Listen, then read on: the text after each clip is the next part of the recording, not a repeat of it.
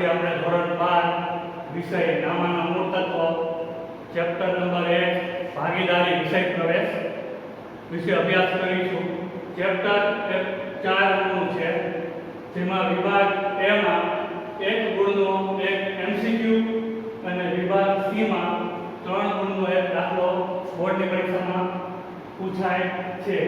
હવે ભાગીદારી વિષય પ્રવેશ, તો એમાં પહેલા આપણે ભાગીદારીનો અર્થ સમજતા પહેલા કે ભાગીદારી એટલે અસ્તિત્વમાં કઈ રીતે આવી તેના વિશે થોડી સમજૂતી મેળવીએ.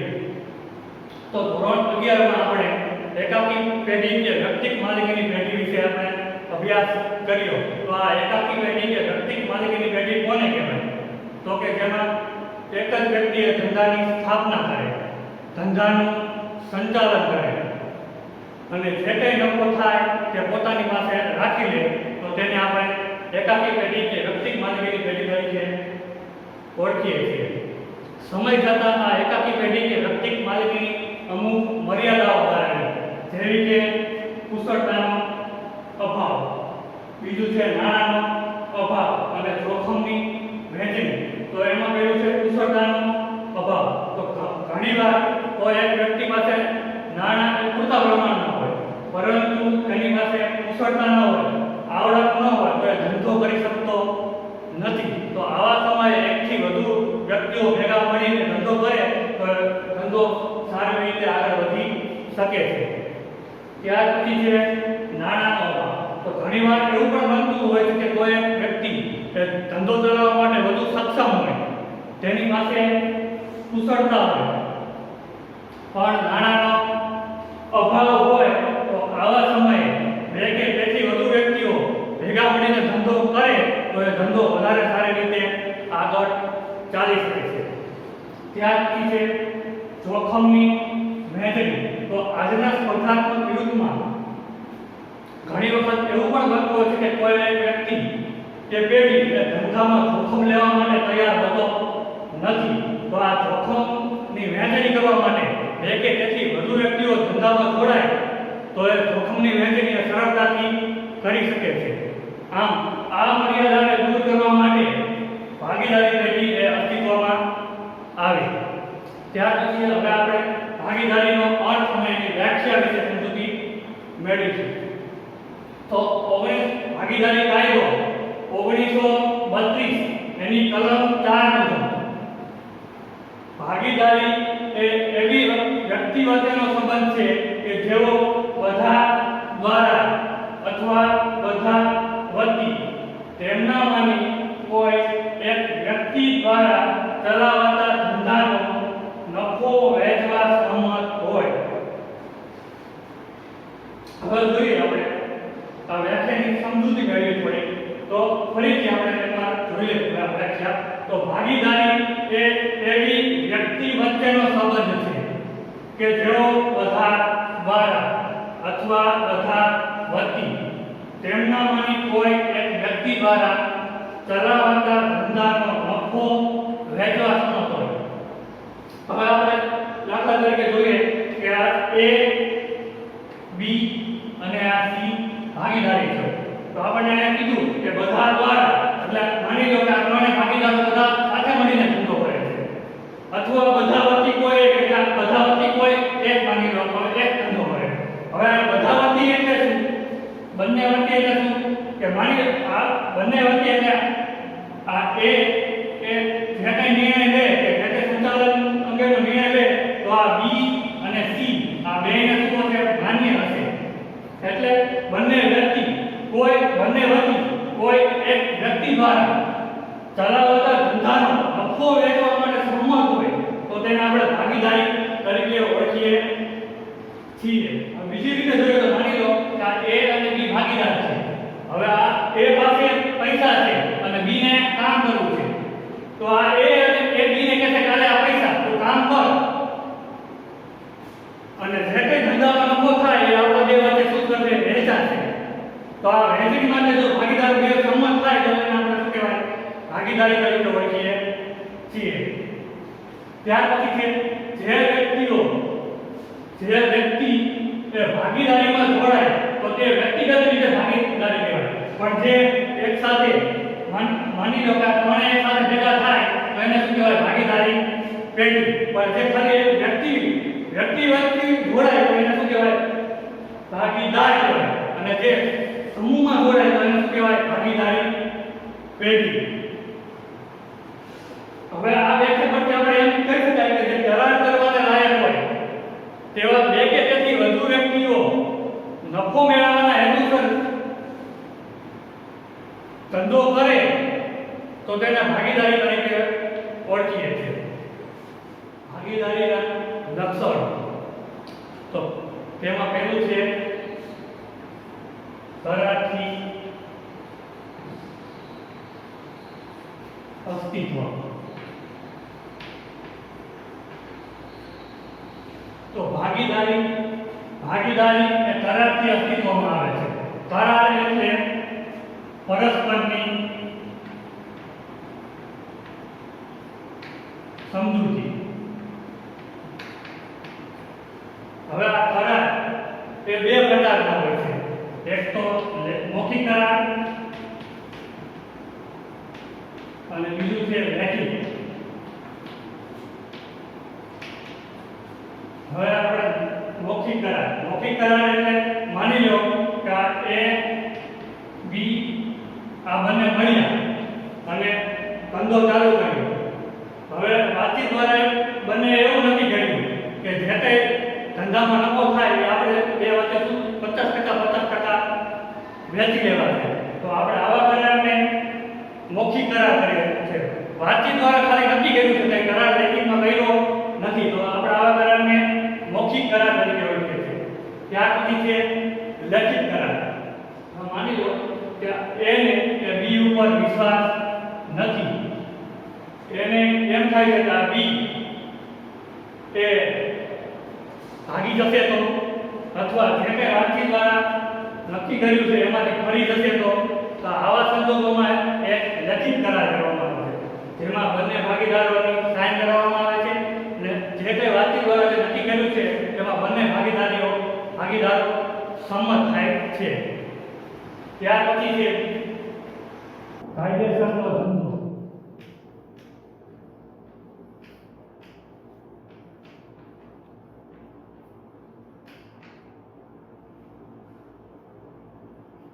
તો ભાગીદારીનો ધંધો એ કેવો? કાયદેસરનો હોવો જોઈએ. ગેરકાયદેસરનો ધંધો હોય તો ના ચાલે, તો કે ના ચાલે. માની લો કે આપણે કોઈ દારૂનો ધંધો કરી બહાર અને 10 ગામમાં પોટલી, તો એ ધંધો ચાલે? તો કે ના ચાલે. કેમ? તો કે એ ધંધો કાયદેસરનો નથી.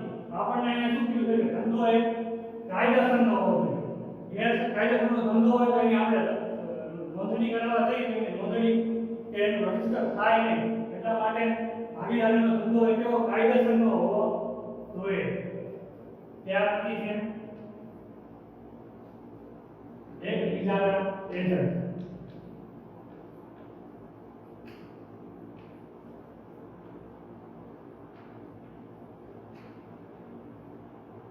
એજન્ટને ગુજરાતીમાં પ્રતિનિધિ તરીકે ઓળખાય.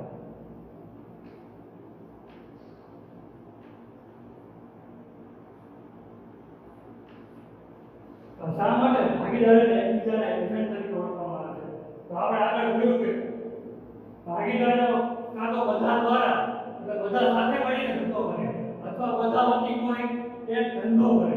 આપણે અહીંયા જોયું કે કાં તો આ ત્રણે સાથે મળીને ધંધો કરે, કાં તો બંને વચ્ચે કોઈ એક ધંધો કરે. એટલે ભાગીદારો બધા સાથે મળીને ધંધો કરે અથવા બધા વચ્ચે કોઈ એક ધંધો કરે. તેથી ભાગીદારો એકબીજાના પ્રતિનિધિ તરીકે ઓળખાય છે. ત્યાર પછી છે નફાની વહેંચણી.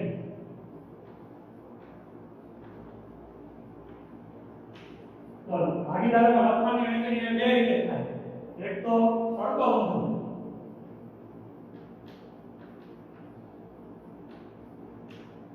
અને બીજું છે સરખાઈ.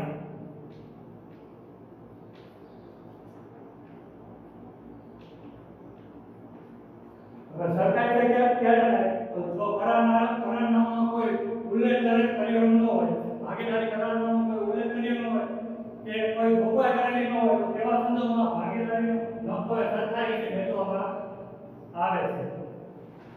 ત્યાર પછી ભાગીદારોની સંખ્યા.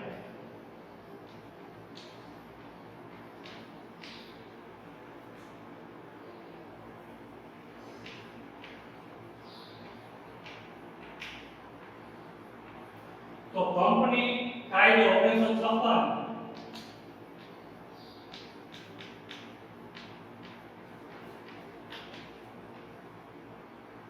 મુજબ સામાન્ય ધંધો હોય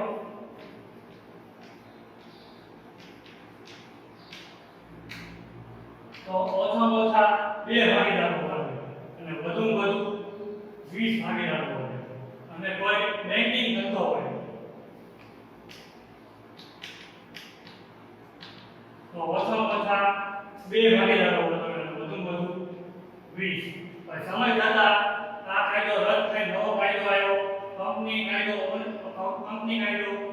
2013.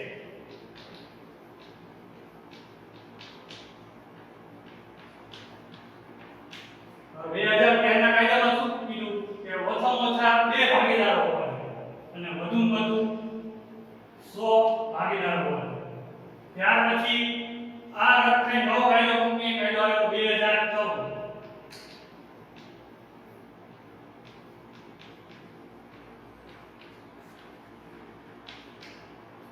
એમાં ઓછામાં ઓછા 2 ભાગીદારો હોવા જોઈએ અને વધુમાં વધુ 50.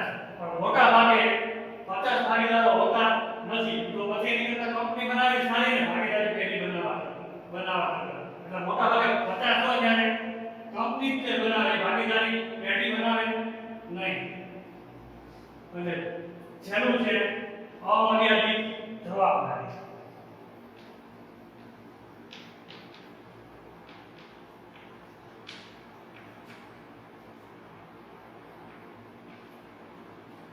શા માટે અમર્યાદિત જવાબદારી? તો કે ધંધો એક ખોટમાં જાય અથવા દેવું છે. હવે માની લો કે આ A, B અને આ C આ ત્રણે ભાગીદારો છે. હવે આ A ને દેવું 1 લાખનું દેવું કરીને ભાગી ગયો તો આ ચૂકવવું કોને પડશે? આ દેવું પોતાના માટે તો કર્યું નથી, કોના માટે દેવું કર્યું? ભાગીદારી પેઢી માટે કર્યું. તો આ 1 લાખનું દેવું કરી ભાગી ગયો અને પેઢીને ચૂકવવા માટે ખાલી 50,000 છે. તો 50,000 ની આપણે ચૂકવણી કરવી પડશે. તો આ 50,000 ની ચૂકવણી એ કોણ કરશે? આ બંને ભાગીદારોને કરવી પડશે. આને તો કરવી જ પડશે. આ બંને ભાગીદારોને કરવી પડશે. તો આ 50,000 ની ચૂકવણી એ આ એની અંગત મિલકત વેચીને અંગત મિલકત તો વેચાશે, પણ સાથોસાથ B અને C ની પણ અંગત મિલકત વેચીને જવાબદારી ચૂકવવામાં આવે છે. તેથી ભાગીદારીની જવાબદારી કેવી? અમર્યાદિત જવાબદારી છે. અત્યાર સુધી આપણે ભાગીદારીનો અર્થ અને ભાગીદારીના લક્ષણો વિશે સમજ્યા. હવે આપણે જે બોર્ડની પરીક્ષામાં 3 માર્કના જે દાખલા પૂછાય છે એના આપણે સૂત્ર જોઈએ અને પછી તેના અનુરૂપ આપણે દાખલાની શરૂઆત કરીશું. તો સૌપ્રથમ છે મેનેજર ભાગીદાર અને કમિશનની ગણતરીના સૂત્રો. તો એમાં કહેલું છે જો ભાગીદારને ચોખ્ખા નફા ના અમુક ટકા લેખે કમિશન આપવાનું હોય તો કમિશન બરાબર નફો ગુણ્યા કમિશનનો દર છેદમાં 100. હવે જો રકમમાં ચોખ્ખા નફાના અમુક ટકા લેખે કીધું હોય ત્યારે આપણે સૂત્ર નંબર 1 વાપરવાનું, અથવા ખાલી કમિશન આપેલું હોય રકમમાં ત્યારે આપણે સૂત્ર નંબર 1 કમિશન બરાબર નફો ગુણ્યા કમિશનનો દર છેદમાં 100 આ સૂત્ર વાપરવાનું.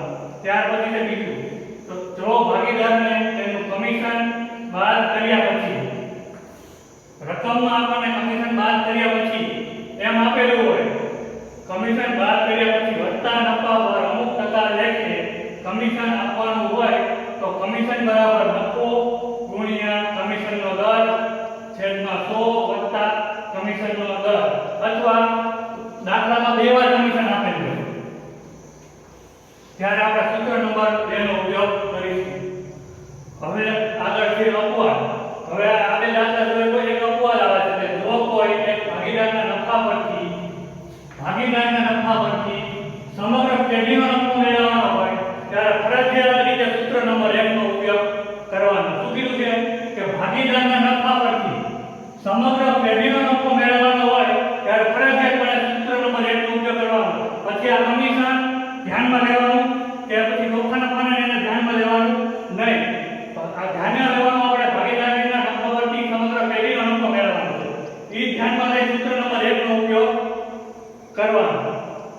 ત્યાર પછી છે ઉપાડ પર વ્યાજની ગણતરી વખતે આપણે મુદત એન જોવાની છે. તો આપણે તો ભાગીદાર દર માસની શરૂઆતમાં ઉપાડ કરે તો આપણે n બરાબર 78/12 અને જો ભાગીદાર દર માસના અંતે અહીંયા શું કીધું છે શરૂઆતમાં કીધું હોય તો 78/12 લેવાનું અને જો ભાગીદાર દર માસના અંતે ઉપાડ કરે તો 66/12. હવે એ કઈ રીતના આવે એ આપણે ભાગીદારીના ઉપાડ પર વ્યાજની ગણતરીનું કોષ્ટક દ્વારા સમજીએ. ભાગીદારના ઉપાડ પર વ્યાજની ગણતરીનું કોષ્ટક. તો હવે આપણે એક વર્ષમાં કુલ કેટલા 12 માસ હોય. હવે પહેલા માસની પહેલી તારીખે આપણે ઉપાડ કરી બરાબર. તો એ આખા વર્ષનો ઉપાડ ગણાય કે ન ગણાય? તો કે ગણાય. આપણે પહેલી તારીખથી ઉપાડ કરી છે એટલે 1 જાન્યુઆરી એટલે આખો મહિનો 1 જાન્યુઆરી તો મહિનો પૂરો ક્યારે થાય? 31 જાન્યુઆરી મહિનો પૂરો થાય તો એ મહિનો આખો ગણાશે. આ મહિનો આખો ગણાય તો કે ગણાય. તો પછી આ 1 2 3 4 5 6 7 8 9 10 11 12 એટલે શરૂઆતમાં આપણે 12 નો ગણીશું. હવે બીજા મહિના એટલે ફેબ્રુઆરી મહિનો. પહેલા મહિનામાં આપણે વયો ગયો એટલે આપણે કેટલા ગણવાના? 2 થી ચાલુ કરવાનું. એટલે 2 એટલે 1 2 3 4 5 6 7 8 9 10 ને 11 એટલે અહીંયા 11. પછી 10 9 8 7 6 5 4 3 2 અને 1. પછી એવી રીતના અંતે તો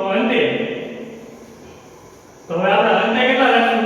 તો આપણે પહેલો મહિનો તો પૂરો થાય એટલે છેલ્લી તારીખ આવે 31 જાન્યુઆરી. આ મહિનો પૂરો થઈ જાય એટલે આપણે આ મહિનો ધ્યાનમાં લઈ લઈએ. આપણે બીજો મહિનો ધ્યાનમાં લઈશું. તો બીજો મહિનો ધ્યાનમાં લઈ ગણી તો કેટલા થાય? 1 2 3 4 5 6 7 8 9 10 ને 11 એટલે અહીંયા 11.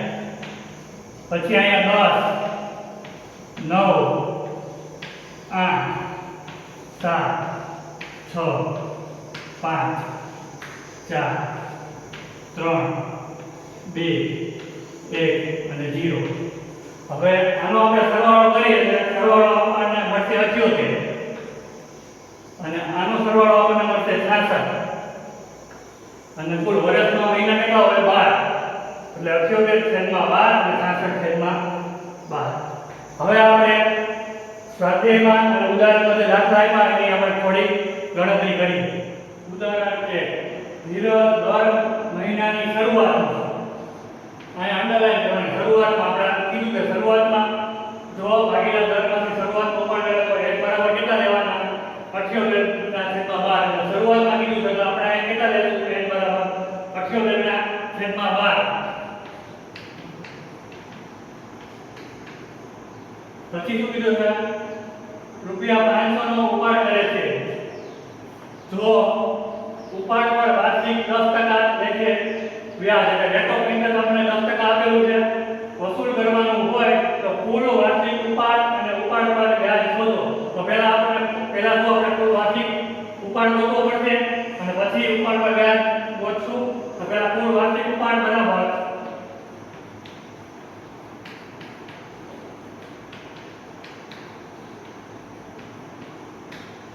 ઉપાડ આપણને આપેલો 500 અને વર્ષના કેટલા માસ હોય તો કે 12 એટલે 500 ગુણ્યા 12 માસ એટલે 6000 મળશે આપણને. આ 6000 એ આપણને કુલ વાર્ષિક ઉપાડ મળ્યો. હવે ઉપાડ પર વ્યાજ શોધવાનું છે આપણે.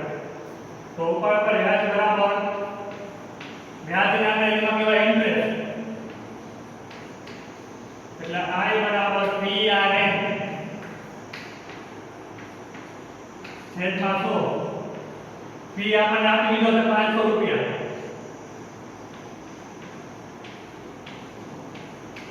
આર આપણને 10% આપ્યું છે એટલે 10 છેદમાં 100 અને n બરાબર આપણે કીધું છે 78 ને છેદમાં 12 લેવાનું. બસ હવે કાયમી ઉડી જાય અહીંયા 13 અહીંયા 2 25 ગુણ્યા 13 કરો એટલે 325. આ આપણને મેળવ્યું ઉપાડ પર વ્યાજ.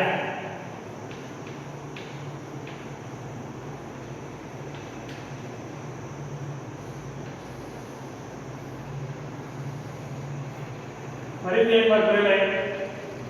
દર મહિનાની શરૂઆતમાં એટલે શરૂઆતમાં રૂપિયા 500 નો ઉપાડ કરે છે. જો ઉપાડ પર વાર્ષિક 10% લેખે વ્યાજ વસૂલ કરવાનું હોય તો કુલ વાર્ષિક ઉપાડ અને ઉપાડ પર વ્યાજ શોધો. તો આપણે શરૂઆતમાં કીધું છે એટલે n બરાબર 78 ના છેદમાં 12 લેશું. પછી શું કીધું છે કુલ વાર્ષિક ઉપાડ.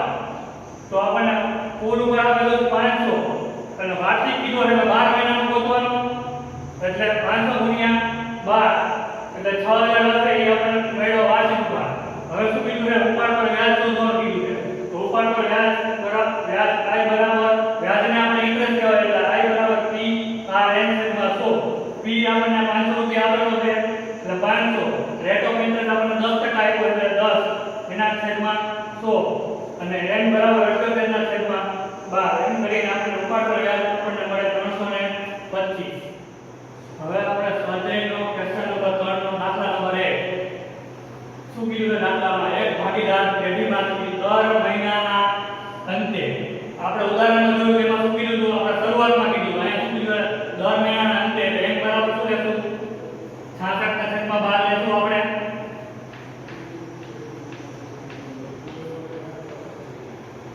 દર મહિનાના અંતે કુલ વાર્ષિક ઉપાડ 12000 કરે છે. આપણે આની પહેલા શું આપ્યું શરૂઆતનો ઉપાડ આપ્યો હતો બરાબર. હવે આ વાર્ષિક ઉપાડ આપણે આપ્યો છે તો શરૂઆતનો ગોતવો પડશે એટલે શરૂઆતનો ગોતવા માટે એટલે શરૂઆતનો ગોતવા માટે આપણે પહેલા શું કર્યું 12 ગુણ્યા હતા. હવે આપણે શું કરવા પડશે ઉપાડ પર 12 ભાગાકાર કરવા પડશે. જો ઉપાડ પર વાર્ષિક 12% લેખે વ્યાજ વસૂલ કરવાનું હોય તો વર્ષના અંતમાં ઉપાડ પર વ્યાજ ગણો. તો હવે પહેલા ઉપાડ પર વ્યાજ ગણવા માટે ઉપાડ પર વ્યાજ બરાબર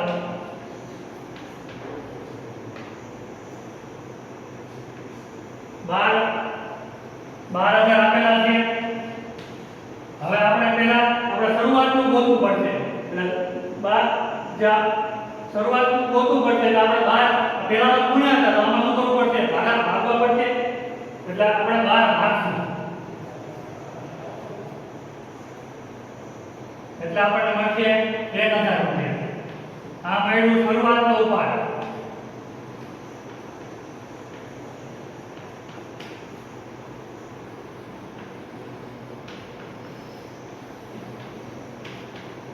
અને વ્યાજ નહીં આ આપણને મળ્યું શરૂઆતનો ઉપાડ 1000.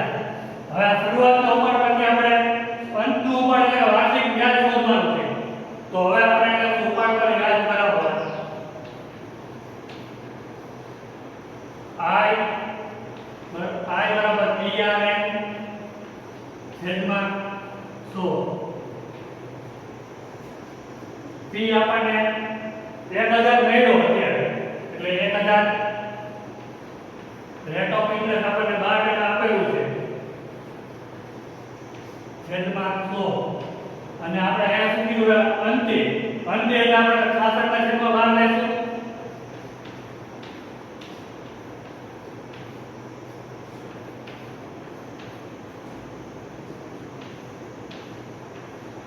કુલ વાર્ષિક ઉપાડ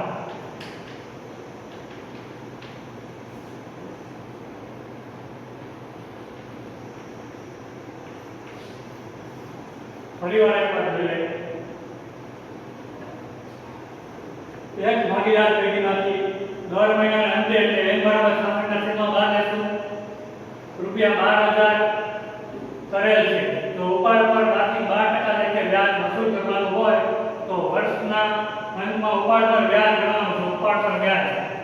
હવે આપણે વાર્ષિક આપેલું છે, શરૂઆતનું ગોતવું પડશે. તો શરૂઆતનો ઉપાડ બરાબર 12,000 ઉપાડ આપેલો છે. આપણે પહેલામાં વાર્ષિક શરૂઆતનું આપી દીધેલું છે, પણ આમાં વાર્ષિક આપ્યું છે એટલે આપણે શરૂઆતમાં આપ્યું આપણે 12 ગુણ્યા કર્યા. અહીંયા વાર્ષિક આપ્યું એટલે આપણે શરૂઆતનું ગોતવા માટે 12 ભાગાકાર કરવા પડશે. એટલે 12,000 છેદમાં 12 એટલે શરૂઆતનો ઉપાડ આપણને 1,000 મળ્યો. હવે સૂત્ર મૂકવાનું, વાર્ષિક ઉપાડ પર વ્યાજ ગોતવા માટેનું I બરાબર PR છેદમાં 100 આપણને P મળી ગયો 1,000 એટલે 1,000 મૂકશું. R આપણને 12% આપેલો છે અને એના છેદમાં 100 અને આપણે અંતમાં કીધું છે દર મહિનાના અંતે એટલે 66 ના છેદમાં 12 આ 12 પૂરી જાય અને 2 મહિના સુધી પૂરી જાય 66 ગુણ્યા 10 એટલે 660 એ આપણને કુલ અંતના ઉપાડ પર વ્યાજ